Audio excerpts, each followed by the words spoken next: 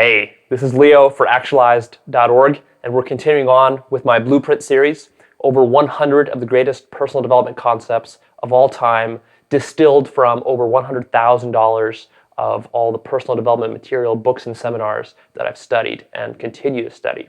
So the concept that we're covering in this video is called information intake. What is it? Why is it important? And then let's get into the body. What is it? This concept simply means that if you want to be successful and really fulfilled in your life, then you got to watch out for what kind of information you're taking into your body and into your brain specifically. So what kind of information are you feeding yourself? Are you feeding yourself high-grade information or low-grade information? Most people out there are feeding themselves low-grade information from sources like TV, tabloids, newspapers, internet bloggers and columns, gossip, these sorts of sources. These are bad sources, so you got to watch out for where your information is coming from. That's what this concept is. As far as why it's important, well, hopefully you can tell that if you're going to be feeding yourself bad information, then you're not going to be able to get good output from your system. Think of yourself as a system. You're a mind and you're a body. And just like if you feed yourself low-grade food, you're going to get low-grade performance physically. The same is going to happen with your mind. If you want to be out there and you want to be a creative person, and I don't mean just creative in a sense of artistic, but in the larger sense of creative, I mean creative, creating an awesome life for yourself, and of course also being creative at work, and going world class and doing something really powerful with your life. To be creating an awesome life, you need good source material, because the old maxim is true, garbage in, garbage out. And that's why it's really important to watch the sources of information in your life. For me personally, this has been a really important principle that I've implemented. And I actually got this idea from Stephen Chandler's book, 100 Ways to Motivate Yourself. Highly recommend that one.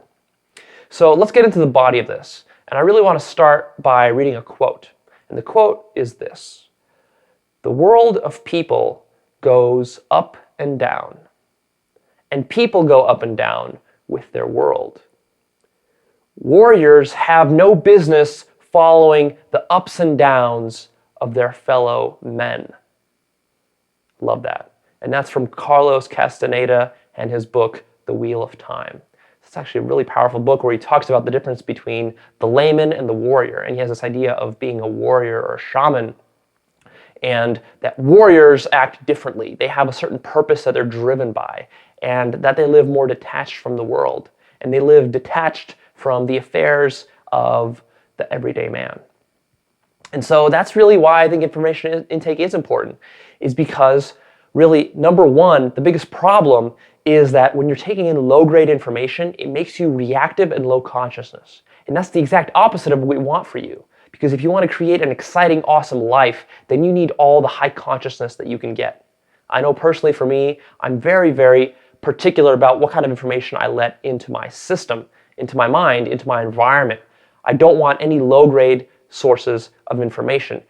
You know why? Because we already live in a fairly negative social environment. The media is negative. The people that we hang around with, unless you're hanging out with an exceptional social circle, they tend to be negative. Friends, family, coworkers, those can be negative sources. Always, second guessing you, doubting you, giving you reasons for why you can't accomplish something, or flat out giving you false information, false beliefs, reinforcing false beliefs, keeping you in your comfort zone. So this is what negative information does for you, right? And it also makes you fearful. It makes you scarcity-based, thinking that there's not enough to go around. And so when you're inundated with all this type of information, all this evidence, your mind tends to capitulate after a while, and it says, you know what? They're right. I should be afraid of this. I should be afraid of the economy going bad, and I should be afraid of World War III, and I should be afraid of a zombie apocalypse, and I should be afraid of losing my relationship, and I should be afraid of starting a new business because now is not a good environment, and I should be afraid of going and doing something exciting and new and traveling someplace. So all of these things kind of keep you in your box. And that's what you want to avoid with negative or low-grade information, as I like to call it. So specifically, what do we really mean here? By low grade, that simply means cut out television, cut out cable news, cut out traditional newspapers, cut out tabloids, Facebook, Twitter, gossip from your friends, pessimistic friends if you're hanging around a lot of pessimistic people in your social circle, you're socializing with pessimistic people, cut that out. And then, of course, mindless internet browsing. And I'm sure that there's other sources of negative information out there, but that's a pretty good list to start with. Make sure that you eliminate those, or at least watch your exposure to them, because, well, quite frankly, a lot of those sources are very, very negative and very limiting, and you don't want to be limited by those beliefs. Personally, myself, I don't want to be letting any sorts of information or beliefs or facts into my consciousness, into my awareness that's going to be limiting my potential. So for me, I'm looking for high quality sources of information. And what are those? Well, a high quality source of information in the abstract is going to include things that are true, accurate, holistic, complex ideas. These are going to be scientific, psychological, or artistic in nature. The advice and the information is going to be actionable, something that's not idle philosophy. It's going to be thought-provoking. It's going to be high consciousness. It's going to be positive, and it's going to be empowering. It's going to be uplifting. And it's going to have some vision to it. It's going to be motivating. It's going to be inspiring. These are the kind of sources of information that I want. So that's in the abstract what you're looking for. But where do you go and find this stuff? So specifically, high-quality books, seminars, workshops, bunch of different information products. Right now, we're kind of in the information product era where there's literally an information product out there on almost any part of life that you want to master, whether it's relationships or learning how to be better at Photoshop, learning a language, learning how to start a business, anything you want. And even within each of those categories, there's information products that are very, very specific to specific types of issues and problems that you're facing. And of course, it could also be artistic things, right? Going to a museum and seeing great art, or going on a trip to the Grand Canyon and seeing something beautiful and inspirational there. So it doesn't just have to be straight self-help advice type of stuff. It can also be that artistic stuff. But make sure that it's higher quality, right? Just consider the difference between going to a museum for your Saturday off, going to a museum and seeing some nice art, or going to the zoo and seeing some beautiful nature, some animals there. Seeing that versus spending that time browsing random blogs on the internet, or looking at your Facebook feed, or watching TV all day, or watching the news, getting stuck in one of those marathon news watching sessions. I've been there. So just consider the difference, and consider what happens to you psychologically when you're always immersed in the negative versus this empowering stuff that I'm talking about. When you're immersed in the negative, then you go into a low consciousness state, right? Your mind shuts off, you become comfortable, you also get reinforced with all these ideas about all the problems that are out there in the world, and you start to feel bad about prospects. You start to feel bad about your prospects, you start to feel bad about society's prospects, the world's prospects. Whereas when you're reading or immersing yourself in this empowering, positive type of information, then all of a sudden you're optimistic. You have a vision for what you could be. You have a new vision for what society could be. You have a new vision for what the future of humanity can be. And that's really awesome. And it also makes you think, right? A lot of this stuff, if you're reading the right type of information, that it's going to be thought-provoking. It's going to be inspirational. It's going to teach you more about yourself, teach you more about the world. And of course, we want it to be accurate and objective. We don't want disinformation. So that's basically the rundown of good versus bad types of information. Personally, for me, how this has worked is that I've really, over the last, I'd say 4 years since I really learned about this idea, I took it to heart. And this was one of the first self-development principles that I really started to implement very consciously, because I thought that it made a lot of sense. And I was I'm an analytical type of guy, and I like to read a lot of stuff. And it made sense to me that I should really start to make a shift, because I was already reading some things that were good, but I still had a lot of sources of negative information. Like I was watching tons of cable TV, I was watching a lot of news, I was watching a lot of political shows, and those can just be so negative and so low consciousness that they're the exact opposite of what I wanted for myself. And I knew that if I wanted to be this living this awesome kind of life, where I was living a high consciousness kind of life, then I needed to shift that balance, and then I should replace all those negative sources with positive sources. So really, it's just a process of replacement, and this is not too hard to do. Cut out TV, replace TV with reading books, replace TV with watching, if you like to watch stuff, start watching shows that at least are making you think, that at least have some artistic merit to them. Watch the Discovery Channel. If you're going to watch TV, watch something like the Discovery Channel or the History Channel instead of reality TV or cable news, right? At least start with that shift. And then once you make that shift, maybe you can progress from Discovery Channel to something even more. Like I like to progress, and I progress to watching the Teaching Company lectures, which is an awesome resource of college lectures that you can basically watch on DVD on all sorts of topics: science, history, psychology, math, whatever you're interested in. You can find amazing topics on it, and then you can watch those instead of TV. So a really good way to do that. News. Some people might dispute me here on news and say that, well, isn't news making you more worldly? Isn't it making you more aware of what's happening out there in the world and kind of educating you? And you could say that in some sense it's nice to listen to the news now and again, to be aware of what's happening in the world. If there's a new war going on, you probably want to know about it. If somebody gets elected or unelected, you want to know about that. Some catastrophe happens, maybe you want to know about that. But I would actually say that you're better erring on the side of caution and not watching any news at all. I haven't watched news in about 3 or 4 years at all. Like nothing. I don't care about it at all. What you start to notice is that it's really not a problem. If something big does come up, your friends will come and tell you about it. You'll hear about it through the grapevine.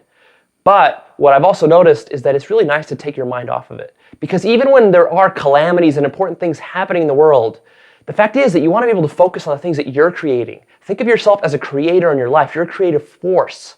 And all the attention that you're using thinking about something that you have no effect on, then that's you wasting your resources. Those resources could be put better to whatever it is that you're specifically doing in your life, right? If there's a war in Iraq, or if somebody gets elected to office, or there's some scandal, my involvement in that is quite limited. So I think that unless you have a direct tie, there's a causal chain between what you're doing and the event that's being broadcast, then you really have no business immersing yourself in it, even knowing about it. If it's that important, you'll hear about it through the grapevine. But for example, some war in Iraq, unless I'm in the military, to me, that's not my business. My business is to focus on what I'm doing. And that's a really powerful shift to make. So go ahead and really think about whether the news that you're watching is really doing you that much good. And if you're still skeptical about it, I would urge you to do a 30-day challenge where you totally cut yourself off from the news and then actually see. Don't make this a philosophical argument. See it, do it, try it, and see if it actually gets you better results. I can guarantee you that it will, because you're going to focus that energy towards something much more productive. It's going to get you more to the high consciousness level that you want to be at. All right. So that's kind of what I did, is I weeded myself off of cable news. I weeded myself off of paper news, any sorts of news, cable television, totally. I don't own cable anymore. If you told me that 5 years ago, I would say that you're nuts that I did this. But I made that shift. I made that transition because it was important to me.